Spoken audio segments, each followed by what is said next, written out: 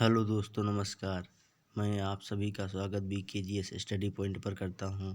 दोस्तों, मैं आज सभी को सार संग्रह रुक्मिणी में 20,500 की क्वेश्चन सीरीज में से कुछ क्वेश्चन आज कराऊंगा दोस्तों। दोस्तों, आज का पहला क्वेश्चन है, भोज्य पदार्थों का संग्रह किसमें होता है, या भोज्य पदार्थों का संग्रह करने वाला लवक कौन सा है। तो आवर्णी लवक होता है जो भोज्य पदार्थों का संग्रह करता है दोस्तों। गाजर में कौन सा वर्णी लवक पाया जाता है। तो गाजर में कैरोटीन वर्णी लवक पाया जाता है दोस्तों। चुकंदर में कौन सा वर्णी लवक पाया जाता है। तो चुकंदर में बीटानिन वर्णी लवक पाया जाता है दोस्तों। क्रोमेटिन किसका बना होता है दोस्तों। तो प्रोटीन एवं डीऑक्सीराइबोन्यूक्लिक एसिड का बना होता है। मानव में कितने गुणसूत्र होते हैं। तो मानव में 23 गुणसूत्र होते हैं। 22 जोड़ी ऑटोसोम्स और 1 जोड़ी हेटेरोसोम्स, जिसे सेक्स गुणसूत्र भी बोलते हैं। चिंपैंजी में कितने गुणसूत्र होते हैं। तो चिंपैंजी में 24 गुणसूत्र होते हैं। बंदर में कितने गुणसूत्र होते हैं। बंदर में 21 जोड़ी गुणसूत्र होते हैं दोस्तों।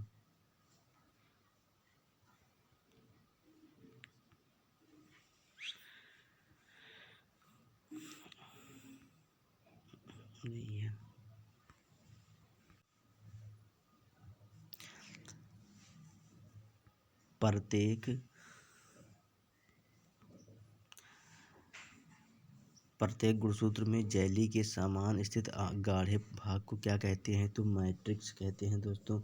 एडेनिन व थायमिन के बीच कितने हाइड्रोजन आबंध पाए जाते हैं। तो 2 आबंध पाए जाते हैं दोस्तों। एडेनिन व थायमिन के बीच 2 हाइड्रोजन आबंध पाए जाते हैं दोस्तों।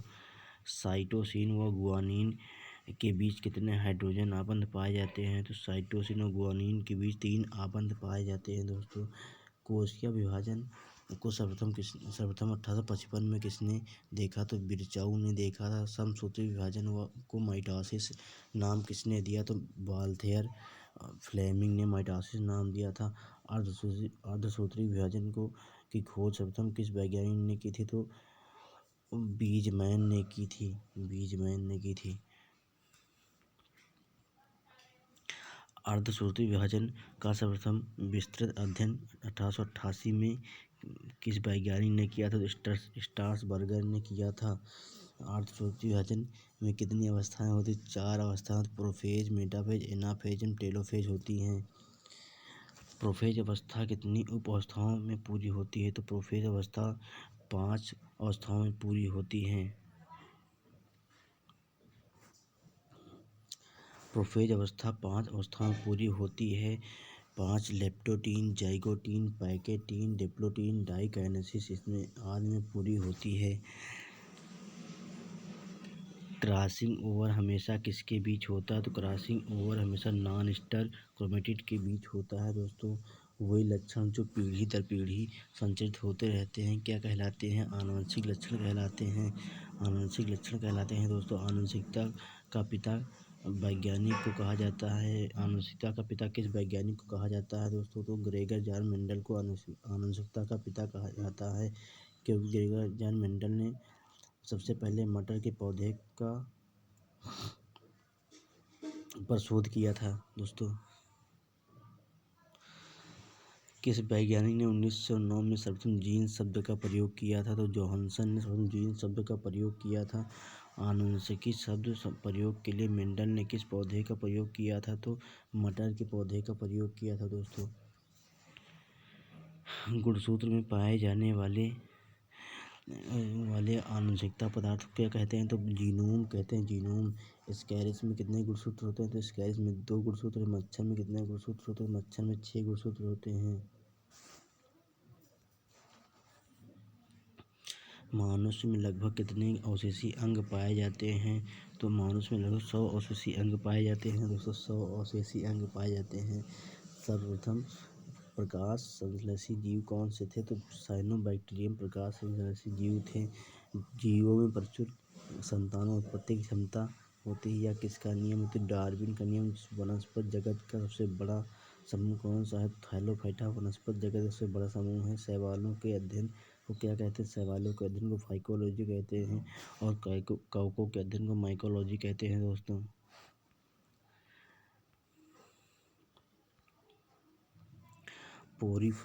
पोरीफाइरा अल्बा, सरगासन, लैमेलिया और नॉस्टॉक शैवालों का उपयोग किस रूप में किया जाता है? तो भोजन के रूप में किया जाता है दोस्तों। लैमेलिया, फ्यूकस, एक्रोनिलिया शैवालों का उपयोग किस रूप में किया जाता है? तो आयोडीन बनाने के रूप में किया जाता है। क्लोरेला एस्टेबुलेरिया बेलोनिया शैवालों का उपयोग किस रूप में किया जाता है? तो अनुसंधान कार्य में किया जाता है दोस्तों। एथलीट फुट रोग किस कवक के कारण होता है? तो एथलीट फुट रोग टीनिया पेडिस कवक के कारण होता है। गंजापन किस कवक के कारण होता है? तो टीनिया कैपिटिस से होता है गंजापन। टीनिया कैपिटिस से गंजापन होता है दोस्तों। दाद किस कवक के कारण होता है? दाद ट्राइकोफाइटन लिस्कोसाए कवक के कारण होता है। ट्राइकोफाइटन लिस्कोसाए का कारण होता है। दाद किस वैज्ञानिक ने कॉलरा तथा तपेदिक के जीवाणुओं की खोज की तथा रोग जन्म का सिद्धांत दिया? तो रॉबर्ट कोच ने किया था। रेबीज का टीका और दूध के पाश्चुराइजेशन की खोज किसने की? लुई पाश्चर ने की थी। किन जीवाणुओं की खोज जातियां वायु के नाइट्रोजन का स्थिरीकरण करती हैं? तो एजिटोबैक्टर, एजोस्पाइरलिस, क्लॉस्ट्रिडियम आदि के द्वारा करती हैं। शीत संग्रहागार में किस ताप कोल्ड स्टोरेज में किस ताप पर सामग्री का संचय किया जाता है? तो 10 से 18 डिग्री पर किया जाता है। विषाण की खोज 1892 में किस वैज्ञानिक ने की थी? तो इवानोवास्की ने की थी। दोस्तों इवानोवास्की ने।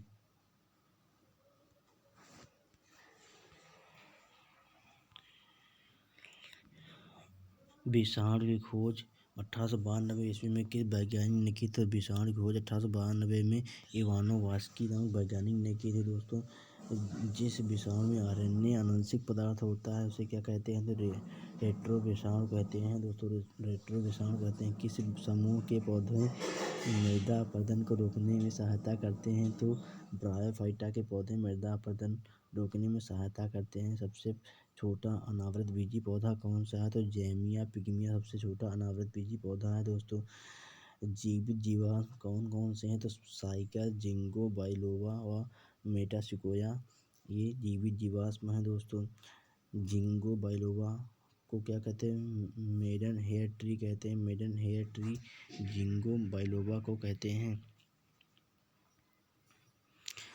किसके बीजांड एवं नर युग्मक पादप जगत में सबसे बड़े होते हैं? किसके बीजांड एवं नर युग्मक पादप जगत में सबसे बड़े होते हैं? तो साइकस के नर युग्मक और बीजांड पादप जगत में सबसे बड़े होते हैं। साइकस को अन्य नाम से जाना जाता है तो साइकस को सागोपाम के अन्य नाम से जाना जाता है। खाने वाला साबूदाना किससे बनाया जाता है? तो खाने वाला साबूदाना साइकस के तने से बनाया जाता है दोस्तों।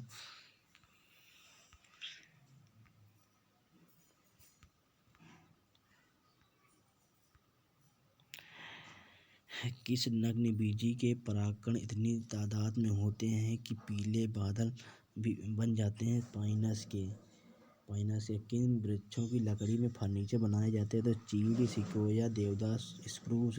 तारपीन का तेल किस पेड़ से प्राप्त किया जाता है? दोस्तों तारपीन का तेल चीड़ के पेड़ से प्राप्त किया जाता है दोस्तों। सेड्रस तेल किस पेड़ से प्राप्त किया जाता है? तो सेड्रस तेल देवदार से प्राप्त किया जाता है दोस्तों। सेडस कास्ट तेल किस पेड़ से प्राप्त किया जाता है? तो सेडस कास्ट तेल जूनिपेरस से प्राप्त किया जाता है दोस्तों। कपड़ा बनाने में तथा स्याही बनाने में क्या काम आता है? टेनिन। रेजिन किस प्रकार के पौधे से निकाला जाता है? तो रेजिन शंकु पौधों से निकाला जाता है। रेजिन का प्रयोग किसमें किया जाता है? तो वर्निश, पॉलिश, पेंट आदि में किया जाता है। लहसुन प्याज किस कुल के पौधे हैं? तो लिलियेसी कुल के पौधे हैं लहसुन प्याज। सुपारी, ताड़, नारियल, खजूर किस कुल के पौधे हैं? तो सुपारी, ताड़, नारियल पाल्मी कुल के पौधे हैं, पाल्मी कुल के पौधे सुपारी ताड़ नारियल पाल्मी सुपारी ताड़ नारियल खजूर किस कुल के पौधे हैं? तो पाल्मी कुल के पौधे हैं सुपारी ताड़ नारियल।